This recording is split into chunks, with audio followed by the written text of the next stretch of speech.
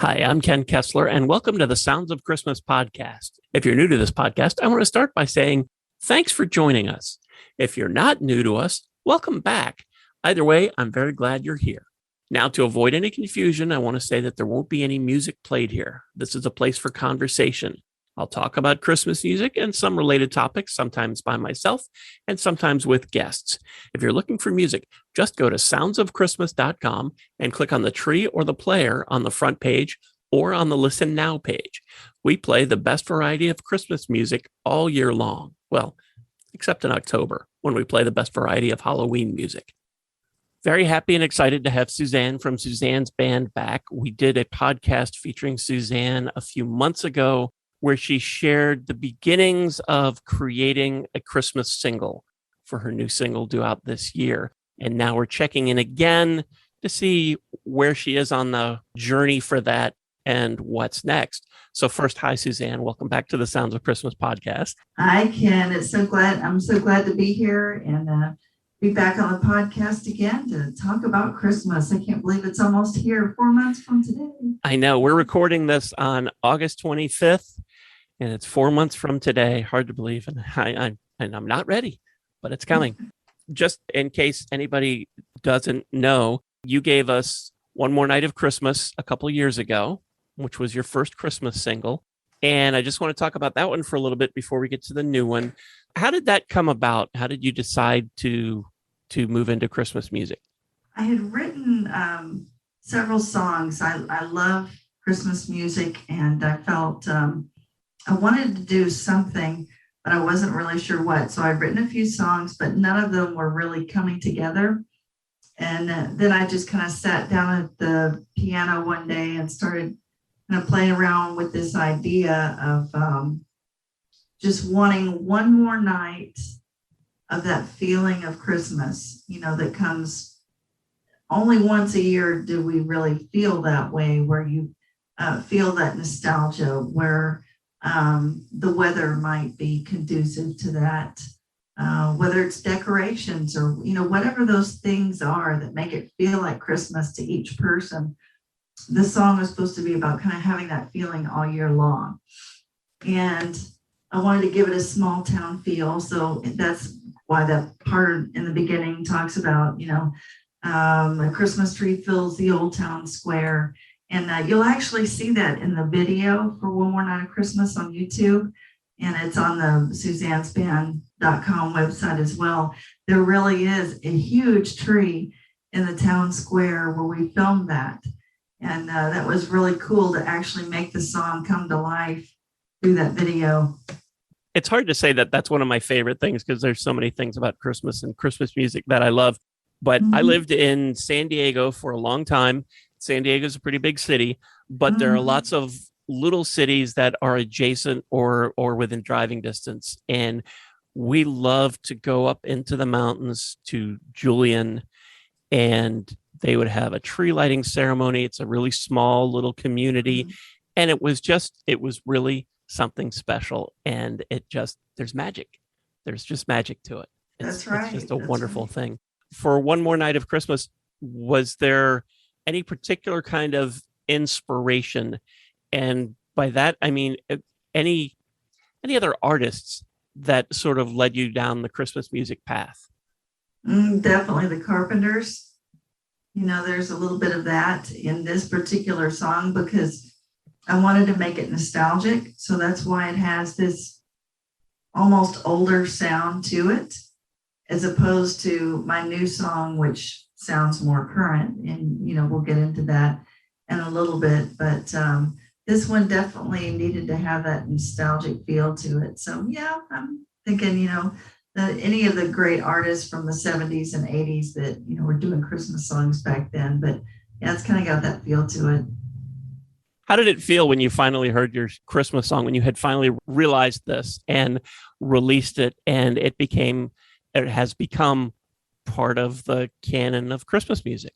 Oh, man, it's amazing how much it touches people. When I play the song live or I hear it, it does feel kind of timeless in its message. And it's just really nice, every time I hear it out there. And it actually got selected for a compilation CD as well, with Ramshaw Records. So that was really nice to experience that and have it not just something that was on my music sites, but also other places as well. It's funny. I will have the Sounds of Christmas on, especially when I'm working on stuff for the upcoming season. There's lots of programming and things like that involved in getting everything ready and updating the website, and not to get into too much of how the sausage is made, but lots of stuff like that. So I'm already hard at work doing that stuff, and I'll have the Sounds of Christmas on in the background, and it's inspirational, and it'll get me kind of in the spirit. And I heard One More Night of Christmas a week or two ago, maybe. And it was one of those things where it's in the background and I'm doing other stuff and I hear the song, and in my head, I'm like, okay, One More Night of Christmas. Okay, where, who is that? And trying to remember, where I know this and I know all the words and I know, and just trying to remember. And it was the same kind of feeling that I had when I would hear Merry Christmas, Darling, the Carpenters. I know all the words, and sometimes it's on in the background and my brain is listening to it and knows what it is, but I just am not quite aware. And then it slowly dawns on me, that's what that song is. And then I'm trying to connect the dots while I'm doing other things, but I'm like, okay, now who is that one? Because I got to make sure I play that again this year. And then I'm like, oh yeah, I remember. That's not one that's 20, 30 years old or whatever. That's Suzanne's song from just a couple of years ago. How cool that is. That's right. So that's really nice to have that kind of feel to it. The Sounds of Christmas radio station is free to listen to, and I do have a little bit of advertising, not a lot, but really it's just to sort of pay the bills. It's not a moneymaker. But that said, I'm a little particular about who I let in, because it's gotten so much easier for artists to get music out there. And on the one hand, it's great, but on the other hand, some of the stuff's not quite ready for prime time. And I get probably in the neighborhood of 1,000 songs sent to me every year. And I try to listen to at least pieces of them, all of them. Some of them, I'll admit, some of them I don't get around to hearing until January because there's just so many. But, if it's a major artist that sends me one, I hear it. If somebody sends it to me September or October, there's a better chance. And there will be some who will send it to me who want to pay lots of money for me to play it. And I don't do pay per play, but they'll want to pay a lot of money to advertise. And I just feel that it's not a good fit. And I don't want to be a jerk about it, but I feel like this is my little square of cyberspace and I want to be very protective. And I feel like Sounds of Christmas has been around for a long time now. And I'm very protective about what I put out there because people listen. People like to listen at work. People listen year round. I'm so surprised when I mentioned that we're recording this on August 25th, when I looked just a little while ago, and there are half a dozen people in Europe who are listening right now, and they're in Canada listening, and they're speckled across the United States listening. I want them to get what they expect. I want them to get good quality Christmas music. And I know it's my opinion of what good quality Christmas music is, but that's what I built the Sounds of Christmas on. And everybody doesn't agree because I play lots of new stuff. And there are some people who, if it's not Perry Como, I don't want to hear it. Okay, that's fine. That's your niche, but okay. But I'll go through, and I remember when you sent me the song, it was 2 years ago, right? 2 years ago, when you sent me the song, and you sent it to me early, and I played it, and I thought that I really like this, and I'm going to add it. And then I think I reached out to you to see if you were interested in advertising a new song. And I do that a lot because I never know if people want to do that or not. And that's not, it's tricky to say this because I don't want it to sound too mercenary, but that's not how I decide what I'm going to play. If you're going to pay, then you get on, because I I don't do that. Because you have to think about the message too, I'm sure, and Yeah. style and There all that are kind of stuff. there are songs that will get on traditional radio that I won't play. And Mhm. there are, I don't know if there are really any artists. I don't want to say that, but it just depends on the song. But when you sent me that Mhm. song, I thought people who listen to the sounds of Christmas will love this. And, Oh. and that's, I'm not just saying that because you're on with me right now, but I do feel that way. And if you listen to the Mhm. sounds of Christmas and you're not sure what song I'm talking about, go look up Suzanne's band on Spotify or on YouTube, or go to her website and listen to even just a piece of the song, and you'll get it. You'll know he's right. This is You can't go wrong with sleigh bells. exactly. Exactly. So let's talk about the new song. Is it finished? Almost. I was, when I re-listened to the first podcast, I thought, man, did I have big dreams, because I thought that the whole song would be done and the video would be shot in July. And man, it seemed like one thing after another with delays. But we do have the song almost finished. It's in the final mixing stage. So at least everything has been recorded, thank goodness. But I got COVID, unfortunately, so I was out of the studio for a couple of weeks. So I hope to be back in there this week. I think is the first week that I've been, rescheduled to, since all that went down. So there was a delay there, and then other things happened. So I'm glad to be back in line with everything. Like One More Night is the new song. Is this an original? Yes, it's an original song. And I wanted to do something that was more current, more 2021. And this is kind of a singer songwriter acoustic kind of feel, but it's got some strings in it too. And it's just really pretty. It's another great message. The name of the song is Underneath the Tree, and you can see a little clip of it. If you go to the Suzanne'sBand.com website, there's a little pop-up box that will show you the brand spanking new artwork that we just debuted Nice. last week. So this is the first time we're talking about it. So it came out really well, and we're looking forward to the song coming out as well. November 5th is when that's going to drop. It's exciting, isn't it? Yes, I can't wait. Oh, I love when new Christmas music is coming out.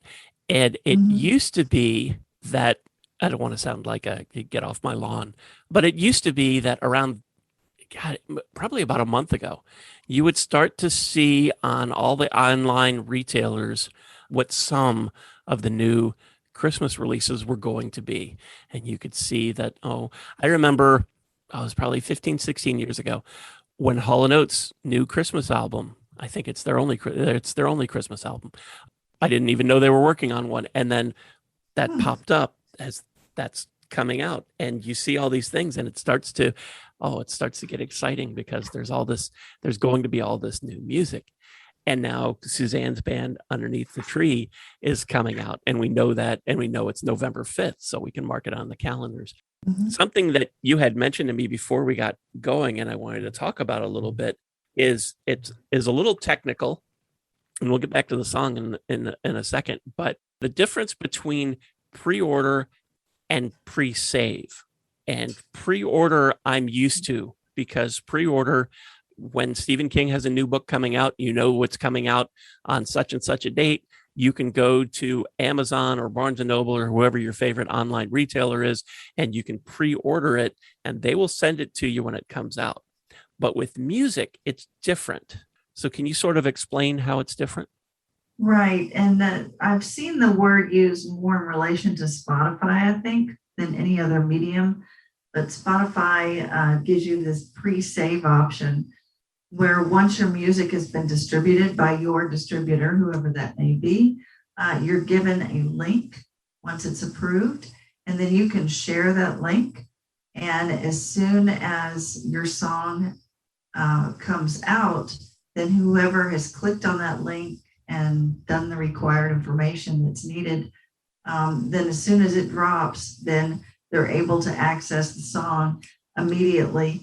And I don't know whether it's immediately downloaded or whether they have to go ahead and press a button, click on something to make it download. But the bottom line is it's accessible at that moment, whether it's already in their library or whether they have to click on something to allow it to go into their library, where they can go ahead and move it to where they want. But what that does is it helps generate interest in the song and the artist, and it helps Spotify's algorithms so that they know, what's they need to focus on as well, what they think is going to be important to put into one of their playlists. So, everything helps, and it's something that's free. You're already paying for Spotify, so doing a pre-save doesn't cost you anything, but it's a big help for the artist that you're doing it for. So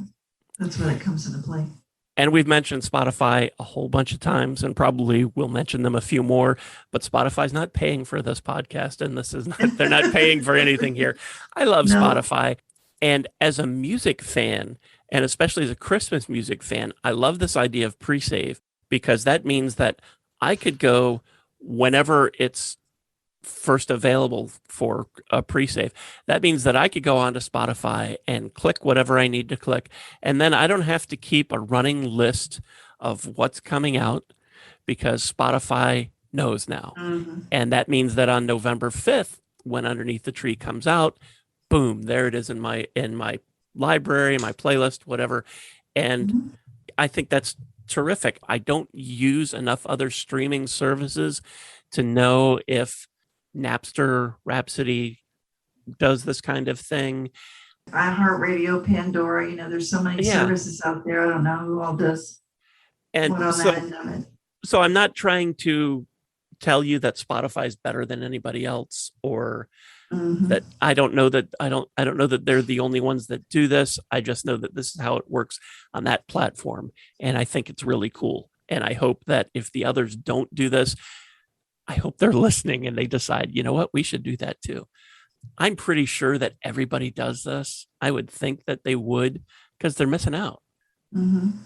Okay. And we should have that link available by the time we do episode 3 of the podcast. So stay tuned. Oh, good. And what Suzanne means by that is when we were talking about doing a podcast, and she told me in confidence that Suzanne's band was working on a new single, I said, I thought it would be very interesting to do it in 3 parts to sort of follow the journey along.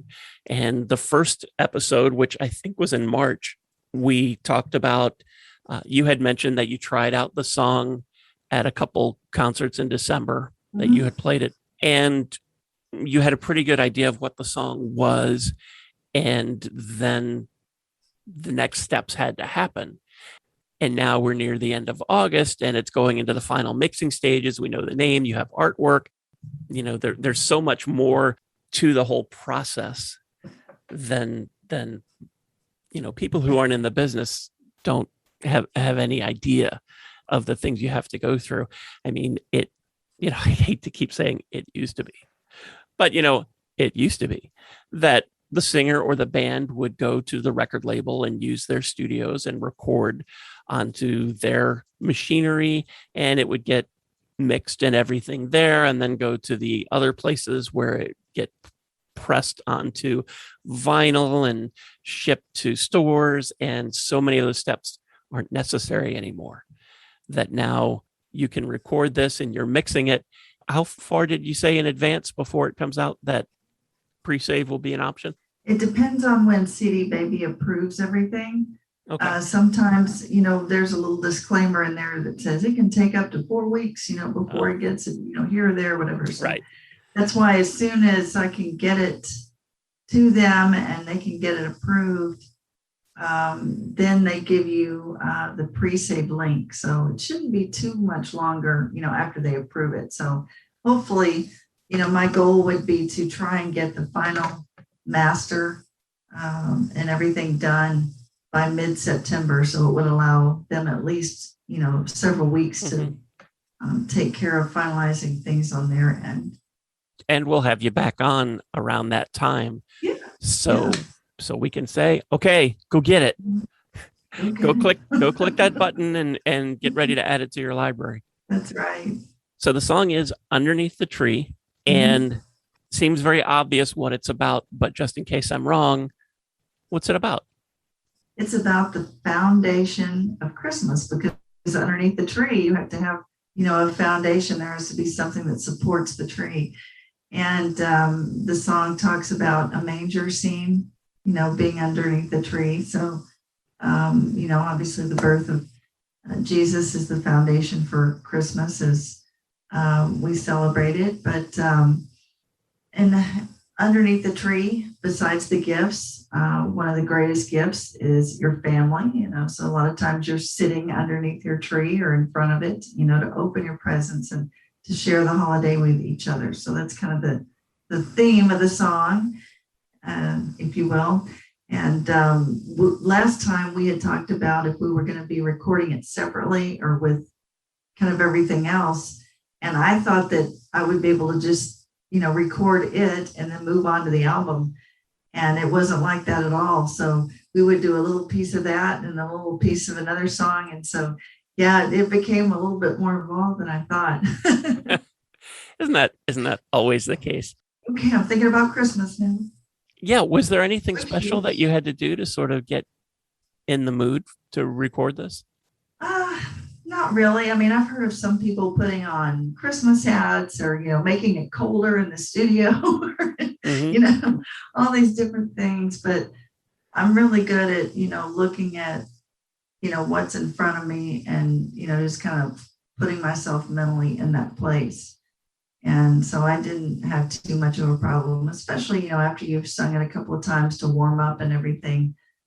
It's really easy to get back into that place where you were at when you wrote it. How long ago did you write it? Oh, let's see. For that one, that was actually a two-step process. The first version was written on August the 4th, so a little over a year ago. But then I did a rewrite last April. I had sent the song off to somebody that does song critiques. And as we kind of had talked about a little bit in our last podcast, one of the things I'm guilty of is making my bridges too long. So he definitely, encouraged me to cut that down a little bit and think about more of the thematic things that I needed to change within the song to connect things a little bit more. So once we had changed it, then my final rewrite was April 5th of this year. And from the final rewrite on the first week in April, how long was it before you started recording? Not too long. I think within just a couple of weeks, because I was really pushing to get the rewrite done before I went into the studio. So it was a time crunch thing. So I believe, and I can tell you probably the date, tax day. Yep, it was tax day, April 15th. Wow. So I didn't have long. I had 10 days. 10 days. Yeah. Do you remember, just off the top of your head, if One More Night of Christmas, if it was that if it was that close to finish writing it to starting to record it? With that one, let's see when I wrote that. Because with One More Night of Christmas, I wrote that in November 26th of 2018. And we didn't start recording it until, again, around the same time of year. It was around March. I think it was the first weekend of March. So I had a little bit more time on that one. And back then I wasn't really critiquing my songs as much. I didn't know that was an option.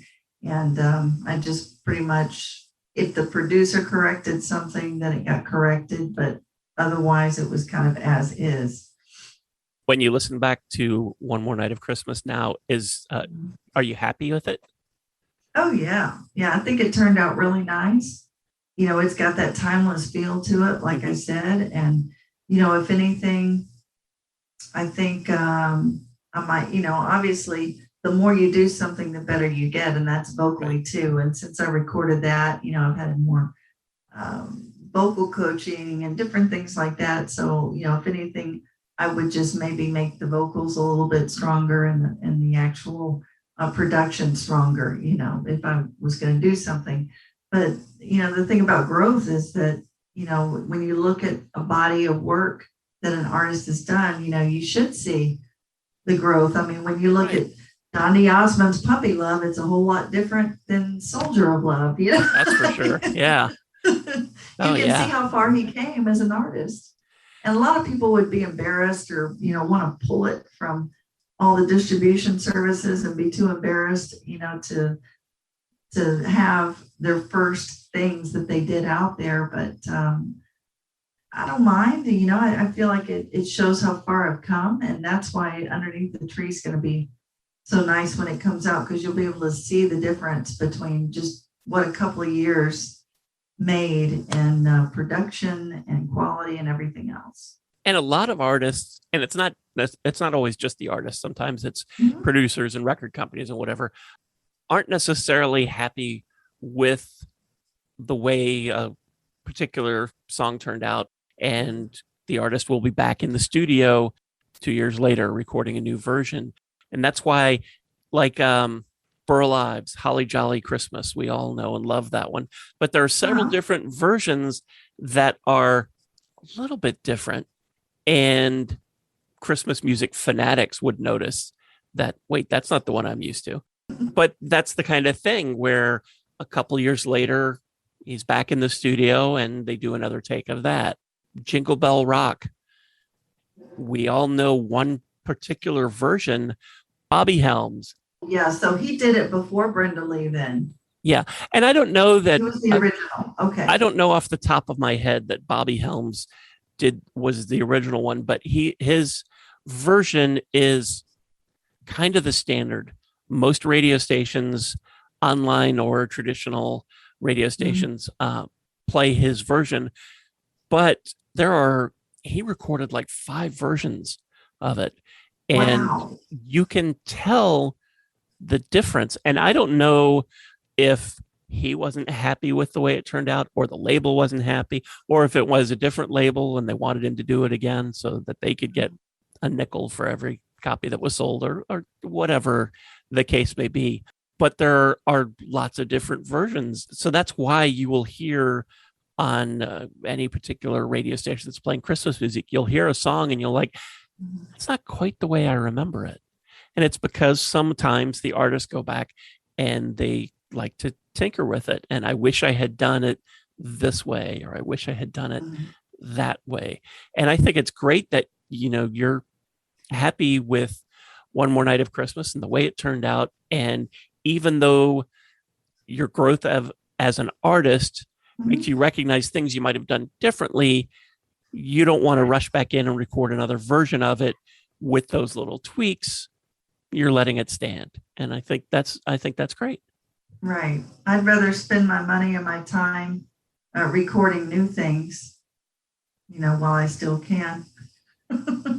Take So advantage of the so time. Oh my gosh. is there any other new Christmas music that you know of that's on the horizon for Suzanne's band? Oh yeah. There's another new song that I've already been working on. And so next time I go back in the studio, which for me, it just ends up being about every other year, because it seems like one year I'm doing all the marketing and playing live and, trying to do all the promotion of everything. And then it gives me enough time to write and prepare and financially kind of get together so that I can get back and, do another project, because I try and make the most of my time. I know there's people that like to do a lot of singles, but then it almost becomes perpetual, where you're just always recording, and then you have a little bit less time to promote. I think, when it happens that way, it just, I don't know. I mean, there's good things and negative things to, each process. So you got to do what works for you. Yeah, exactly. And I had mentioned earlier that because of improvements in technology, it's so much easier for artists, whatever level they're on, to be able to get music out there. But getting music out there is just the first step, because the internet is big, and if you're a singer or in a band and you're just starting out and you have a Christmas song and you're okay, it's out there. Okay, well, you got to let people know that it's out there. You got to do all that stuff, and you don't have a record label. You don't have A&R guys who are going out contacting the radio stations to get them to play it. It's all on you. So kudos to you for making it happen. That's tough, that to wear all the hats and then still be writing them. I know a lot, and I won't mention any names, but I know artists that will recognize this, and then they'll just go in and record Santa Baby because they know it and they can knock it out and they're done. Now I have a Christmas single, put that out there. Let's move on to something else. And I like Santa Baby. I like the standards, the songs that we all know. And I like it when an artist puts their own spin on it. But there is really something special about getting something original. When Mariah's All I Really Want first came out. When that first came out, it was cool because it was new. It was something new. It was an original song. And now there's dozens of versions of it every year. Mariah has revisited it several times, and it's become, I know people don't like to hear this, but it's really become a standard. It has been 30 years or just about 25 anyway. But it was an original song when it first came out, and it was something new and different. It wasn't somebody doing Jingle Bell Rock again. And people do latch onto those. I remember when Grown Up Christmas Wish, when that first Grown Up Christmas Wish, what a beautiful song. When that came out. Amy Grant? Was that Amy Grant that did that, or who was David Foster, I think, wrote it and was behind it. And it was on part of a Christmas special. I think Natalie Cole actually sang it first.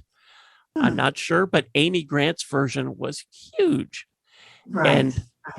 And that was a new original Christmas song, and people loved it. And there are a million versions of it now, and some of them are really good. Some, like Chuck Negron from Three Dog Night, he did a Christmas album, and I think he either added a couple verses, or there were a couple verses that had been written that hadn't been in some of the other versions, because it's a long song.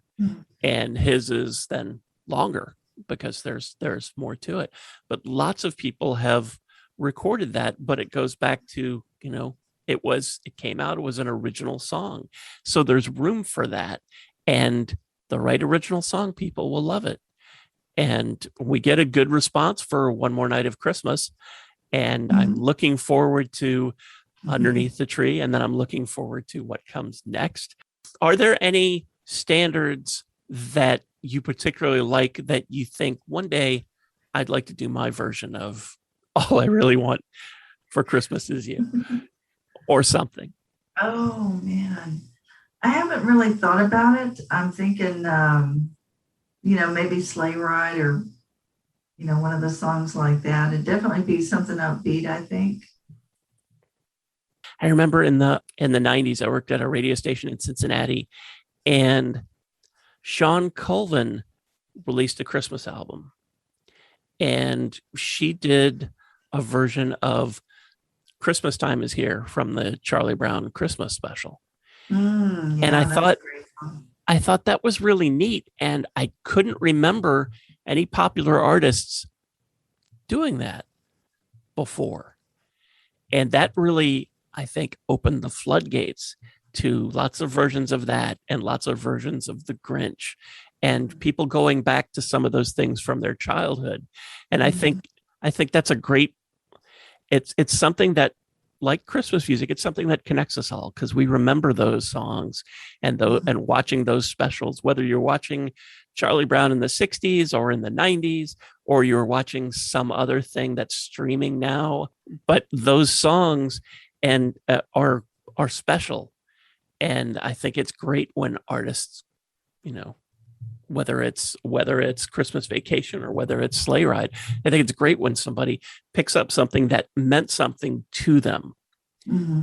And I mean, does Sleigh Ride have I've set this up, so you have to have the right answer now. Does Sleigh Ride have some kind of personal meaning, or is it just a song you like? No, I just thought, it's one of the most recent songs that I heard on the radio that I was thinking about adding to my cover song list of Christmas songs that I sing out in the public too. So I thought, well, hey, that'd be a good one. If I was going to record something. I love Sleigh Ride, and part of the reason I love it is I was in band in school. So every December, that was part of our Christmas concert, winter concert, holiday concert, whatever it was called. Who gets to slap the wood? I did. That was me. I got to every time, and that was and played the wood blocks for the horse. But so it has that special, wonderful meaning for me.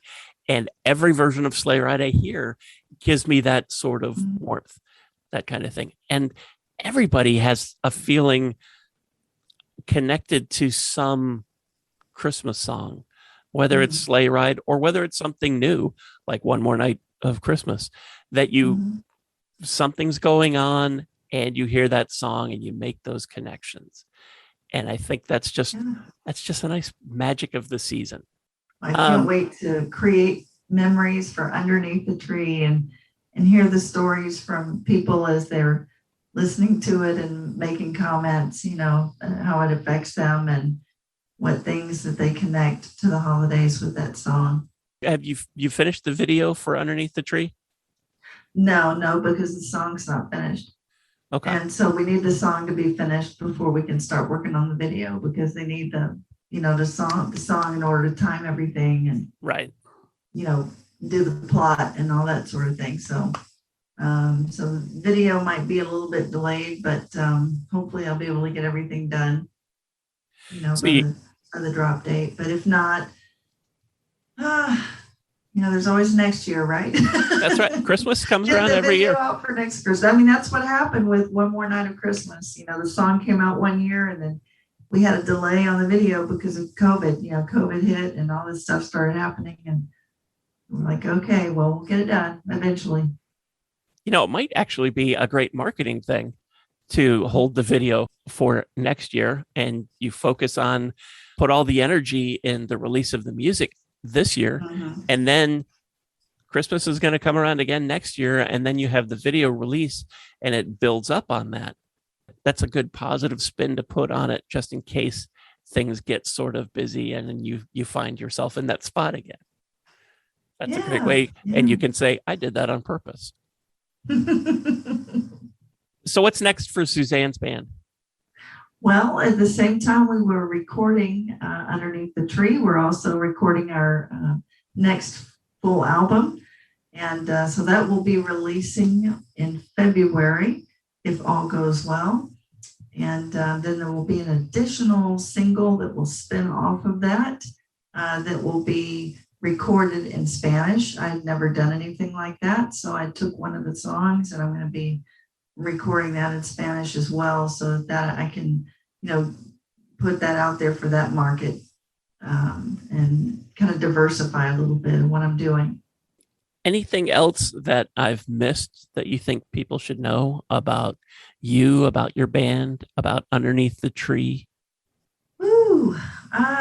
Not right now. I think we pretty much covered everything. That we'll reveal a little bit more, I think, at the next podcast. Everything will be pretty much ready to go at that point, so we'll have more information. One of the things that people can do is they can go to the Suzanne'sBand.com website and click on the register to get on the email list. And when you're on that email list, then You get monthly updates, and there'll be pictures in there of what we're working on in the studio, and updates as far as where we're playing live, and where we're at as far as the recording process. Things like that are really cool to find out. So that would be a great way of kind of keeping up with everything. And also the Suzanne's Band Music Facebook page is another great way of liking and following that, so that you can keep up with everything that we're doing as well. And are there links to your Facebook from your website? Mm-hmm. Yep. The links to everything is on the website, the YouTube page, Twitter, Instagram, all that. Mm-hmm. Very cool. So it's suzannesband.com. You can keep up to date on everything that the band is up to, and you'll get to see the artwork for Underneath the Tree, and you'll know when that's available to be pre-saved, and then you'll know when it's available to start listening to it. And of course, we'll have it on the Sounds of Christmas, so you'll be hearing it in November and December on our station as well. Very cool. Thank you so much for joining us again, Suzanne, and I'm looking forward to talking to you in a couple months when we're ready to hear the new song. Sounds great. Happy fall, y'all. And thank you for listening, helping us share some Christmas spirit, and for helping this podcast continue to grow.